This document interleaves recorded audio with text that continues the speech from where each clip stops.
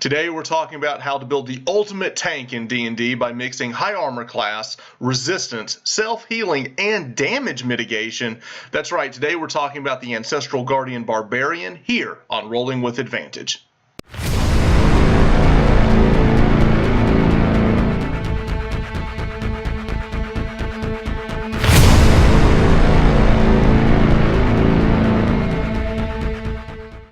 There are many avenues that we can take when building a tank for D&D, but I believe that today's build is truly unique because not only do we mitigate the damage that we take, but also that of our party members. You see, the Ancestral Guardian Barbarian is an extremely solid tank choice, but to really optimize it, we're going to have to do something a little different. So before you grab your pitchforks and your torches, hear me out. We're not going to be making strength our primary stat. This is a tank build. We'll still do decent damage, but just hear me out. What we want to do when building a tank is we want to really maximize the unarmored defense. In order to do so, we're going to need a high dexterity and a high constitution so we can get our AC as high as possible. So we need to marry this class with a race that gives us both dexterity and constitution.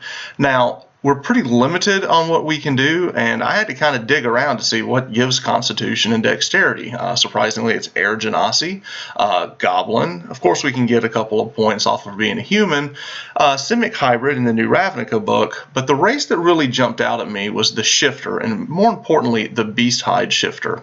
You see, when we go and look at our race for the shifter, this is like your lichen were race that we can play. We get this ability called shifting, and as a bonus action, we can add temporary hit points to ourselves, which is our level plus constitution modifier. So if we have a constitution modifier at 3 at level 1 and we're level 1, so we're only going to get 4 hit points. Well, it's not bad for a bonus action. But for being a beast hide, we get a shifting feature where we add an additional d6 temporary hit points. So now we're looking at 4 plus 1d6. That's not so bad, but the big thing is we also add 1 to our AC. So let's take a look at what this looks like at level 1, which is obscene. At level 1, we're going to put our abilities 14 in strength, we're going to put a 15 and a 14 using point buy, and these two stats here. These will become 16 because of our racial traits, plus 1 to dex, plus 2 to constitution. So when we go over here and look at our character sheet, this is at level 1, we're going to have an 18 armor class because we've got 3 from dex, 3 for constitution for the unarmored defense, and then we're going to be rocking a shield and a battle axe. So that gives us 18. So the first round of combat, we're going to rage. That's going to give us resistant to physical damage. Then it's also going to allow us to open up the second round. Now, first round we're raging. Second round we're going to go up and we're going to shift and gain an additional plus 1 to our AC, bumping that up to 19, and we're going to gain additional temporary hit points, which is going to be 1d6 plus 4. Now, what does this really look like? We're starting with 15 hit points. And when you rage, your hit points are basically doubled because a lot of the damage you're going to take early on is always going to be physical. So they're going to have to do 30 points of damage to you to bring you down to 0, and then you've also got an AC of 18, so it's not going to be like you're getting hit constantly. Now, if we add temporary hit points on top of that, instead of it being 4 plus a d6, it's really doubled. So if we get 7, that's really 14. Now we're pushing close to 30 hit points that you've got to beat through at level 1, which is crazy good considering your armor class is going to be a 19 essentially. So that's very strong, but let's see how we can keep getting this better and better. So let me just show you how this continues to progress as we go. Let's take them up to level 3, and we're going to take the Ancestral Guardian. Now, what this allows us to do, we get the danger sense, which I'm going to touch on here in a second, but the ancestral protectors. Now, to me, when you're tanking, it's not enough just to be a meat shield in front of something, because whatever you're tanking, the ogre, the Etten, or whatever it is, could always just leave and attack something squishier. But this really hampers them from doing that, because once you attack them, if they don't attack you, they get disadvantage on their attacks, and whoever they hit gets resistance. So this mitigates damage at level 3. It's a great tanking ability. But let's go ahead and look all the way up to level 6. There's 2 more things in this build early on that are insane. Now, for your ability score improvement, I know a lot of you thinking, hey, we got to get our strength up, or maybe constitution so we can get more hit points and we can get a higher AC, which we could do that if you want to rock the 20 AC with extra hit points. But there's some synergy with this that I think we really need to talk about, and the feat that I would take for this build immediately is Shield Master, and here's why. Shield Master is going to allow us to add our shield bonus to our dexterity save. It's also going to allow us to have evasion if we make that save. So hear me out. If we go back to our character sheet here and take a look at what we're looking at, our dexterity save is +3. So if we have our shield up with that, we're going to be +5. We also have danger sense. So as long as you see it coming, you get advantage on that save. So you're looking at having a +5 dexterity, and with advantage, that means you're going to have a high chance of having evasion go off on those abilities. Why this is important is most of the things that are going to hit you that aren't physical, like your fire damage or lightning damage or anything like that, is generally saved for half. So if you make your save, I'm looking at breath weapons and things of that nature, or fireball, heaven forbid, you're ducking behind your shield and you're taking no damage.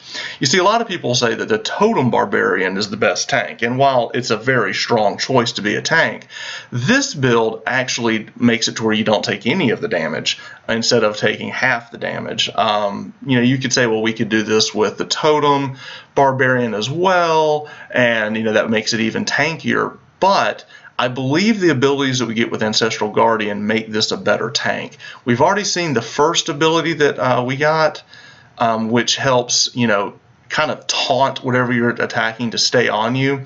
And at level 6, we get what I consider the hallmark ability of this build. And what this is, you get to use your reaction every turn. If somebody takes damage within 30 feet of you, you can use your reaction to reduce that by 2d6. And there's no, I can only use this so many times. You can use it every single turn. The amount of damage that you can mitigate with this at level 6 is crazy good. The other thing that I really like about this build is the action economy. You see, we get move action, we get a bonus action and a standard action, but we also have a reaction. And those are, the reaction ability is something we don't hardly ever get to use, mainly it's just opportunity attacks, but now I get to use it defensively. So with this build, we have 2 things we're doing on our bonus actions. We're raging first, and then we're going to shift, and then because we're Shield Master, we can also use our bonus action to knock people over, push them around, and control the battlefield. So now I've got lots of options of what I can do with my bonus action as well as my reaction. Now, I will say in playing, you need to be careful about using your reaction because we only get one, and we might want to use an opportunity attack. We might want to use your spirit shield. You also need to be aware that if you're going to be using shield mastery, that this uses up your reaction. If you want to use the evasion version of this, where you're kind of ducking behind your shield, it does use your reaction. So we're going to have to be judicious on how we use our reactions, which is really cool because most classes don't have anything to do with the reaction, and you actually have to put some thought into how you're going to do it. So I think the tactics of playing this can be a whole lot of fun. So as we keep going, we'll take them up to level 10 and kind of see what we're building up to, and it's consult the spirits. This gives us our augury and our clairvoyance, our chance to kind of talk to our ancestors. And I think this gives a lot of fun role play. And let's just talk about that for a second. A shifter barbarian ancestral guardian build, the whole idea of the shifter is that somewhere in your ancestry there is a lichen, a werewolf, a werebear, weretiger, or whatever. And with the beast hide, I kind of think that's a bear. Maybe it's a werebear that your ancestor you're talking to. Maybe you could flavor this to when the spirits come out, it's a bunch of bears, I don't know, or a pack of wolves. I just think this would be a lot of fun to play and something that we could really describe visually. I think your DM could also really get into this kind of interaction between you and the spirit world. I almost see this as a kind of a shamanistic style barbarian, and I think this could be a lot of fun.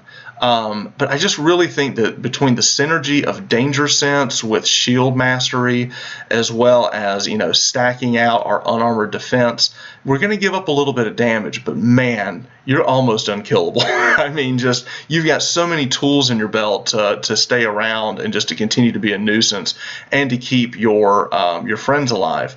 I've got a campaign coming up that I'm playing in, and a buddy of mine is going to be playing this Ancestral Guardian, which is really cool because we don't have a healer in the group. So I think it's a very cool concept. You don't always have to have the holy trinity of a tank, a healer, and a caster. You don't have to have that. You can always cut down and say, hey, you know what, we can get through this without a healer. It's a different type of game, but you could do it. I just like the fact that this gives us a lot of different ways to build a party because of the amount of damage mitigation we can have with this class. So that's the build for today. I would love to hear any stories out there if you have actually played Ancestral Guardian, or have you seen one at the table. How did it play? How did the guy role play it? How did they build it? What race did they use? I'd love to hear some feedback. If you've seen something in this build that you would change, I'd love to hear it because I'm very pumped about this build. So if you like this kind of content, be sure to like and subscribe to the channel. Also, we have a Discord that you can join if you want to continue this conversation online in our community. And until then, keep rolling with advantage. Thanks.